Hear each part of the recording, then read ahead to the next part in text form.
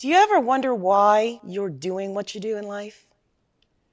Do you wish that you could be really happy and passionate about what you do? Or maybe you already are and you want to expand in a different direction. Hi, I'm Barbara Ann, host of What the Why? I love what I do. A lot of that has to do with my story, my journey to this point in life. And guess what? Everybody has a story. So please join me for conversations with leaders from all walks of life about what they do, and more importantly, why they do it, how they found their core purpose, their passion, their mission in life.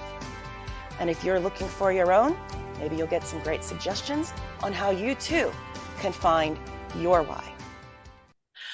Welcome back, everyone, to another episode of What the Why, holiday version. If you haven't seen us before, our show features conversations with diverse leaders from all walks of life about why they do what they do and how they figured out that this was their purpose. Maybe you're sick and tired of being sick and tired, or you want to get unstuck or do something different in your career, your life, your business, whatever the case may be. All of our guests have something in common with you. At some point, they went through some kind of a pivot and they decided to change their direction or purpose. Today's guest is one of the many, no exceptions to that.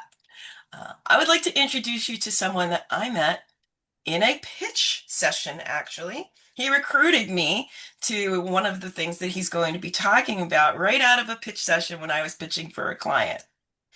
Don, and it's Samoil, right? Yep. You'd think I would know that by now, but I just want to make sure. Don Samoil has over 25 years of experience starting, growing, managing, and assisting innovative startups. He doesn't talk about it, but we're going to touch on the fact that he actually founded the entity in the region where I actually serve as a volunteer.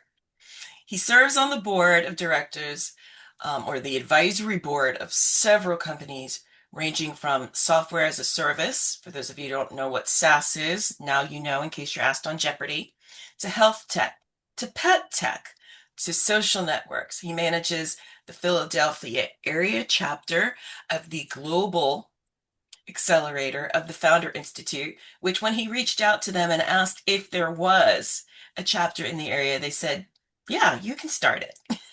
And so he did. He was an executive with a leader in open source ERP, employee res. I want to make sure I get this right. Uh, Enterprise resource for Search. Okay. CRM, which I understand, customer relationship management. PBX, not entirely sure, but I know, voice over internet protocol. So what's PBX? um it's fun. It, I won't put you on the spot. That could be the it's hardest it's question we have.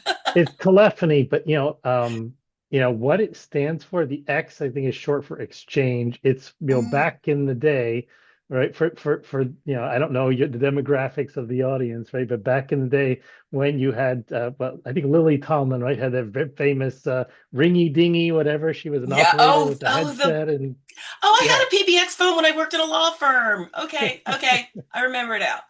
Um, he's a co-founder of one of the first SMS marketing services, which stands for Short message, text messaging, short yeah. message service. Yeah. Anybody who has a cell phone, you've probably seen SMS or different types of protocols. That's what that is. He's also an advisor to an early adopter of blockchain, which for those of you who don't know is the foundational technology behind cryptocurrency. During the dot-com era, he launched the first websites for several Fortune 500 companies, then helped grow net perceptions from Amazon's recommendation engine to prominence in personalization, a highly successful IPO, initial product offering, Public. public offering, thank you. I should have known that. I do know that, but still stuffy. And over 2 billion in market capitalization, billion with a B. He's lived on 3 continents. He's multilingual. He's got degree, you name it. He's amazing. The chapter would literally not exist had it not been for Don, who fortunately for me lives right across the river in Pennsylvania. So without further ado, let's give a warm round of applause for Don Samoil. So yay! And shout out to all the Founder Institute cohort members and grads and others who are watching this. We couldn't do, well, we wouldn't be doing what we're doing if it wasn't for being part of you, at least not together as a group. So, having said all that, that's a lot. You've done a lot. But as our welcome and super loyal viewers, we know there are tens of you now. Um, as you know, we always ask our guests after we've read what these amazing things that they've done over the course of their lives. We're always curious what they wanted to be when they were growing up. So, Dawn, when you were little, what did you want to be when you were growing up?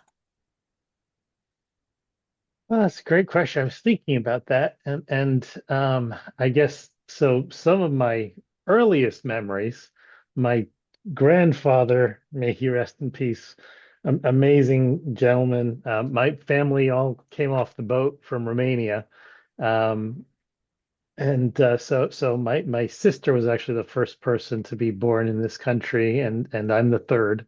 So I'm definitely first generation. Anyway, why this matters is that when I think about it, I cannot help but see my grandfather's face as we were in the. I was born in Queens. We were in the subway station, and the train is pulling in, and he put trainu because I was so obsessed with trains that we would ride the subway from Coney Island to Manhattan and back that we would spend weekends riding the subway back and forth for hours, just switching trains in different stations. And so my first memory of one was to be an engineer, like a train engineer. Later on in life, it was probably to be a mechanical or computer engineer, but at the time it was a train. I wanted to sit in a train and just, go through those tunnels, and that was my first dream. Um, Most of my childhood, it was just assumed as a little bookworm that I was going to be a doctor, until probably high school when I first started taking biology and thought, you know, it's too messy. I don't like blood and the organs or whatever. They're too gooey. I really enjoyed like chemistry and physics. I enjoyed as a little kid. My uncle used to bring anything. So he would fix anything. Anything that was beyond fixing, he would bring to me a radio, a TV, or whatever, and I would tear it apart.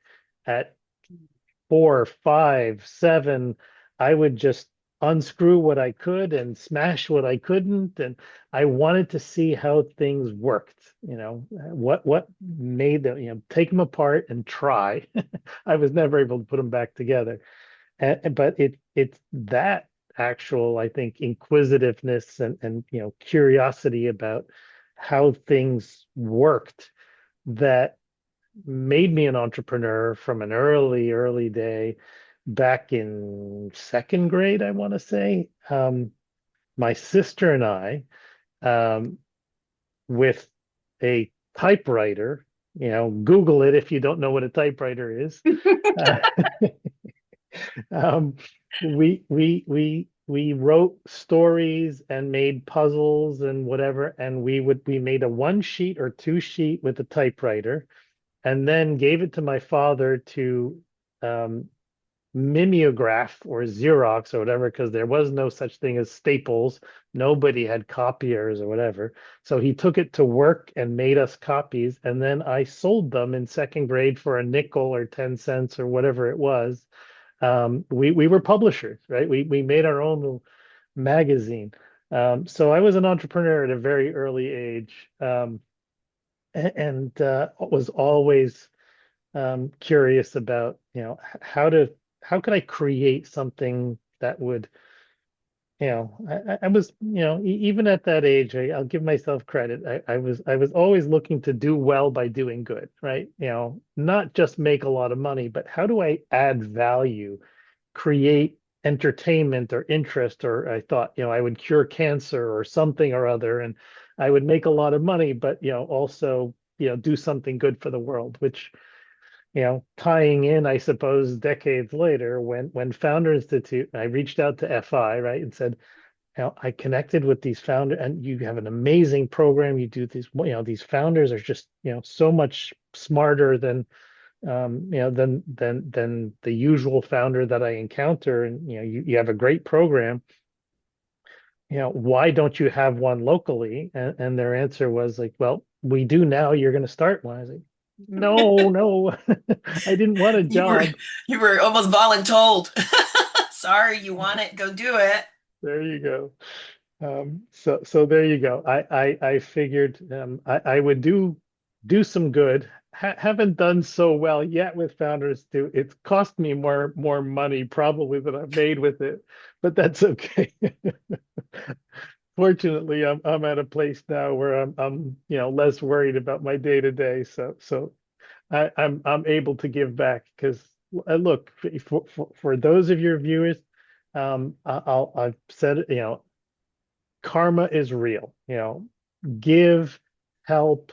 If you see some, if I'm not asking you to give, your life savings away or whatever, but if you're somewhere and somebody needs a buck or a quarter for, a quarter for a meter, right? That doesn't exist anymore, right? It's all digital, but go just hand them, do whatever, do that little, random act of kindness. It will come back to you. The people that helped me in my career, all that mentored and helped and gave me, referrals and connections and asked for nothing.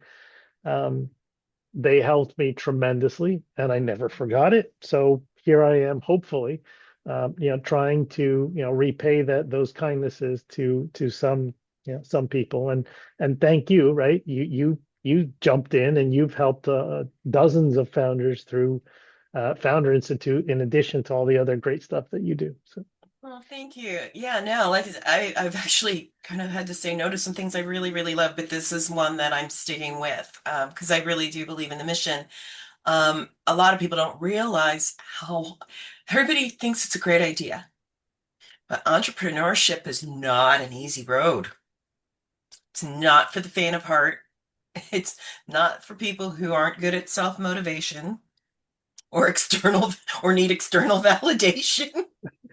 Um, it is definitely the road less taken, and you've done it with many different entities in different ways because entrepreneurship really is a mindset, not just uh, starting your own company. Um, what prompted you to choose this particular road less traveled? that's a great question. You know, uh, I guess um, after net perception that you talked about in my bio, right? I had saw the highs early on, I suppose, in my career. The dot-com days were great, and I it was blessed. I was in New York in its heyday, right after Queens. I moved around. We talked about that a little bit, Casablanca and Montreal and here and there. And for those who don't know, New York in the 70s and 80s and early 90s, go watch the movie. When you see the subways with the graffiti and it was dangerous, it was dirty. The city was not a nice place. And then magically in the late 90s, and it was safe, it was clean, and it was fun, and there was all this great energy. So the dot-com days in New York was fantastic. And then we had our IPO, and I had a lot of money on paper, and life was good.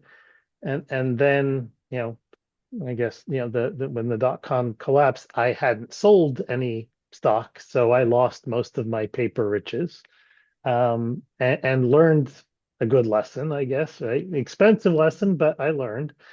And then of course 9/11, that really, obviously hurt, many people, and certainly, tech.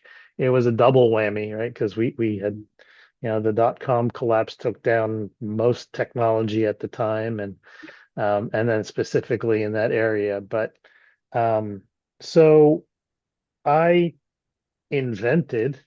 I had never, I don't know if the term existed at the time, but I was reaching out to a bunch of different, startups and other companies. Said, I can help you. I can, and they said, yeah, but I can't pay you anywhere near what you were making with the dot coms and so on. And after hearing that a few times, like, you know, what if I did a Don timeshare? What if I go to them and say, give me a couple of bucks and some upside, and I'll work for three, four, five of you at the same time, and you can own a little bit of me. And so the fractional executive, that I hadn't heard of it, but I No, did that's it. it. That's very new term. You were just, love it. Yeah, so here I was working with a bunch of different startups, and a couple bucks here, there, and the other, was able to keep it together, and but that was my ability to really flap my entrepreneurial wings, in different areas, mostly software, because I had been a geek. It's how I got started, right? Was just as a programmer, and but decided I didn't want to sit in front of a terminal, right? Back in the day, kids, we had Yes. these, you know, tiny little 10-inch or 12-inch screens, whatever they were, monochrome, they were green or orange or whatever, Uh-huh. right? It was horrible, horrible visual. Oh, they And were you awful. wrote your code all day long, and your eyes were, watering by the end of the day with those horrible screens. And I thought, I really love technology, but I don't want to sit in front of a terminal for 10, 12 hours a day every day.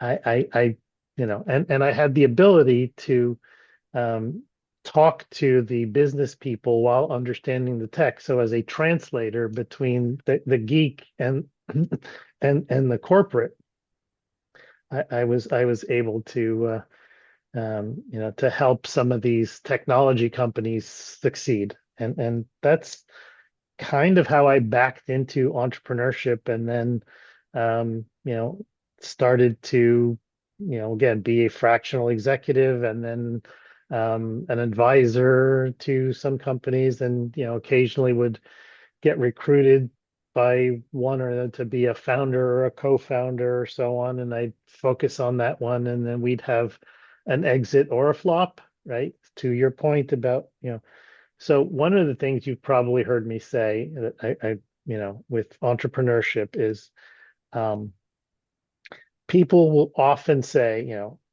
oh, I want to do X, and you know, it's as if, imagine if people come to say, I'm going to climb Everest. Yeah. Well, you have two choices, right? You take them to the mountain, you say, hey, good luck.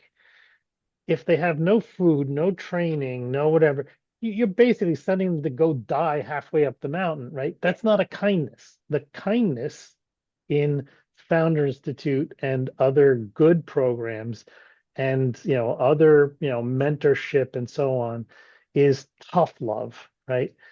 For me to say, great, I would love to see you climb Everest. Before we do that, let's do a medical, right? And then let's get a baseline of where you are and start doing some exercises and some training. And by the way, let's look at the equipment that you're going to need and so on. So I'll be the first one to come cheer for you. But when I know that you're going, it's still a tough journey, Yeah. but at least that you're going with everything that you could do in your corner for when you take that ascent, and that you will, if it's hard and you fail, at least you come down in one piece, and then we figure out the next mountain or the next climb, because that's what entrepreneurship. It's you're not going to succeed usually the first time or the second time. It's the third or the fourth that usually you see, founders, really starting to succeed. It's after they've skinned their knees and burned themselves, and they have all the scars to prove it, that they figure out, what the formula is. Unless they're really blessed and lucky and they happen to, right, stumble onto the right thing at the right time. But that's luck. It's very much so. And you raised a lot of really good points in there. One of which is, uh, when I was with the shout out to Women's Opportunities Resource Center in Philly back in the day, had an equity committee, um, as well as a loan program. One of the things we tracked is whether or not someone decided after going through training this was not right for them, because we're saving them a tremendous amount of heartache and potential resources. You know, being an entrepreneur means keeping going against the odds.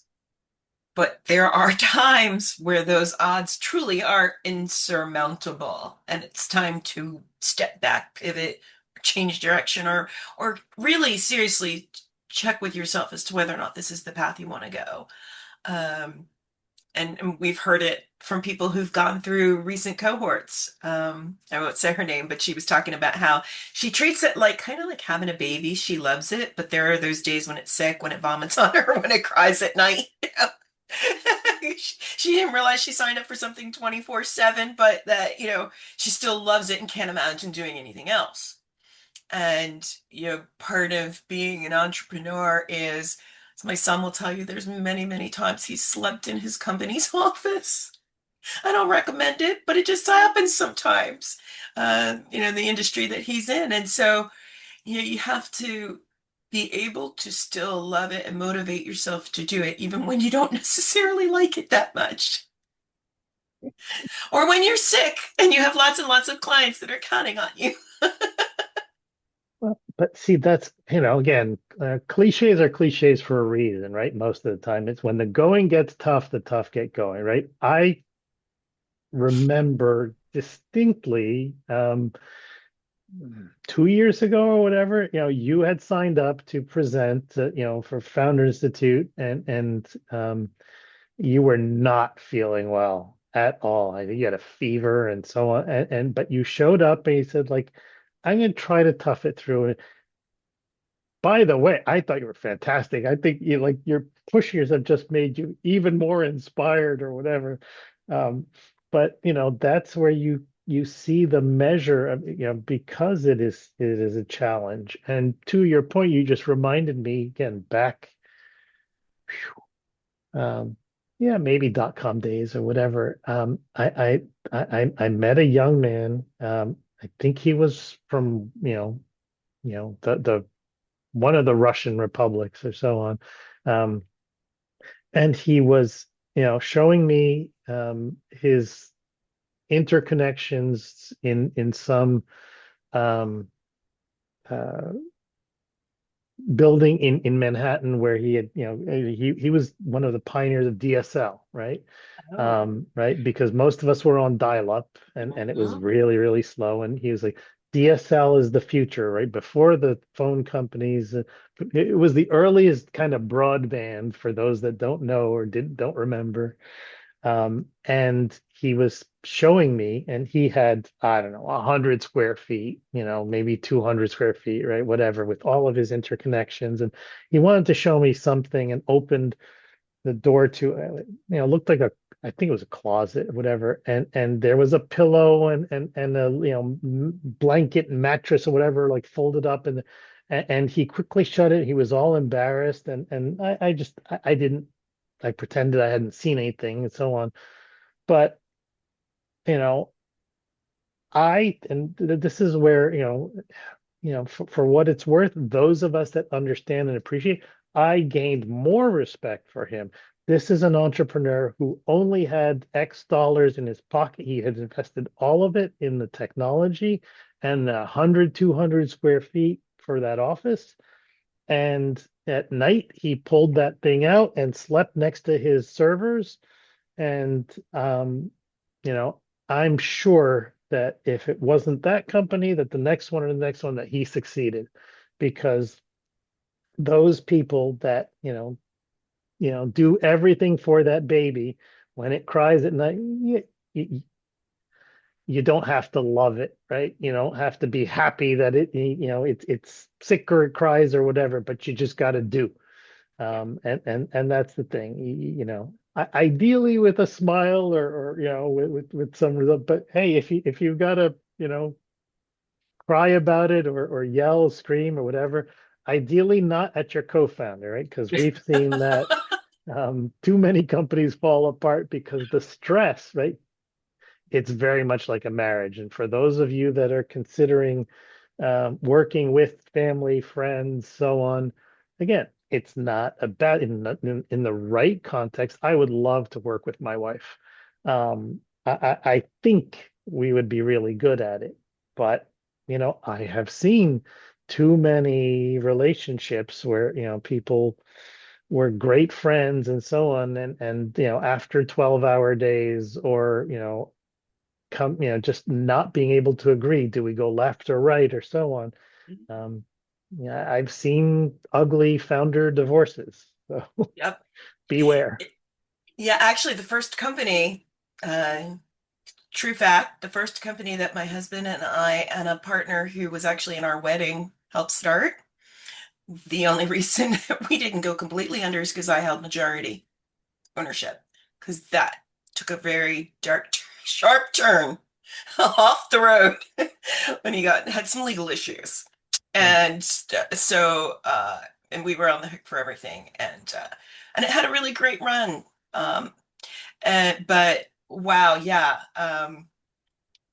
One of the things we've been dancing around, one of my favorite quotes, uh, former 11th president of India and what they call astro, actually astrophysicist entrepreneur. Anyway, uh, he created the satellite program in India, Dr. APJ Abdul Salam, and he has an amazing quote.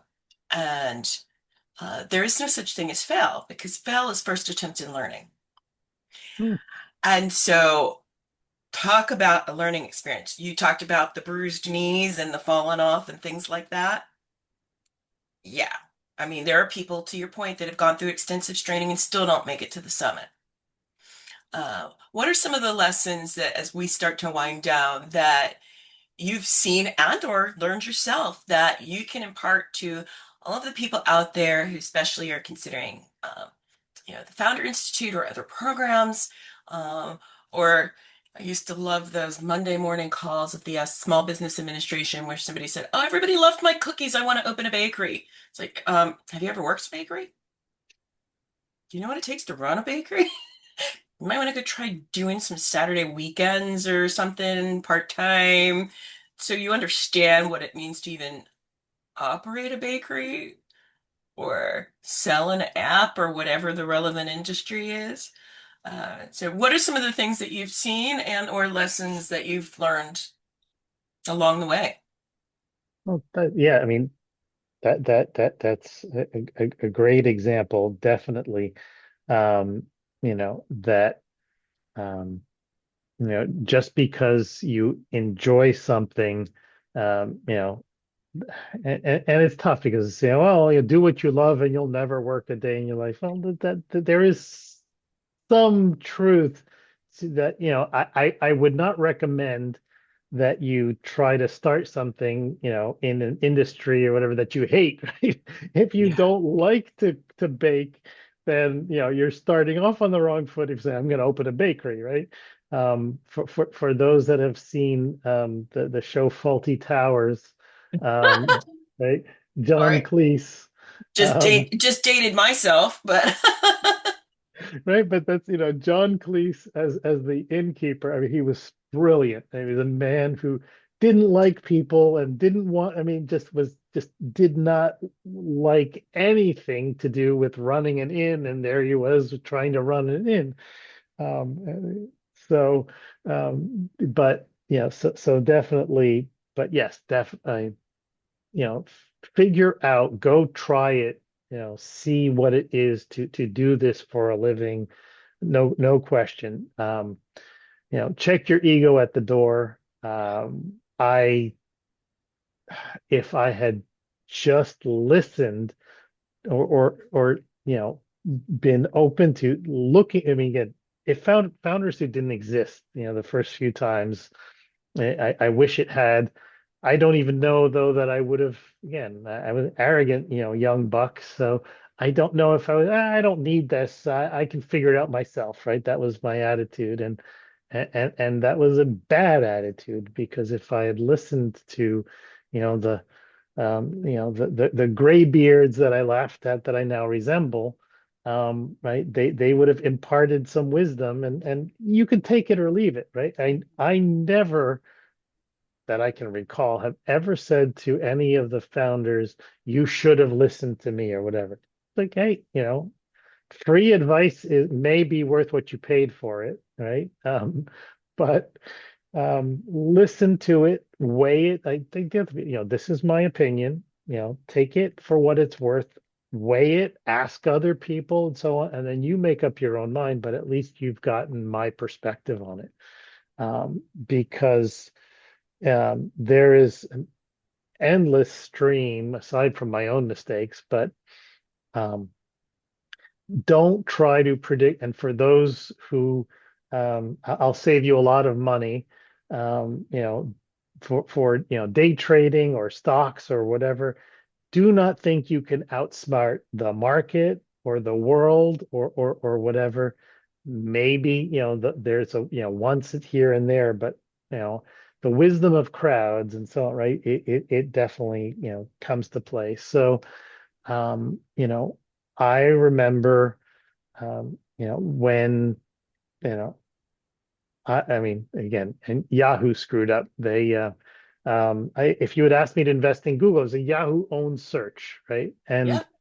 Yahoo was 80, Yahoo was Google at the time, right? And if they hadn't been Yep. foolish, I don't know why, but at one point, you went to your Yahoo page and there was a little banner that says powered by Google. And that was the first time any of us had ever heard of Google, and that gave them instant credibility. And people said, "What's this Google thing?" And then they went to Google and they started just Googling.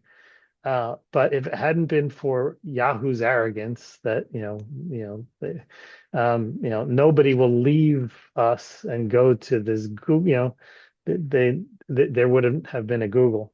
If you had asked anybody, um, you know, then when social networking was starting, and MySpace owned 80-90% of the market, like this horrible, terrible interface. This is just, I don't know how Facebook did it, right? Because it was, of all the social media, it was the least, it was terrible.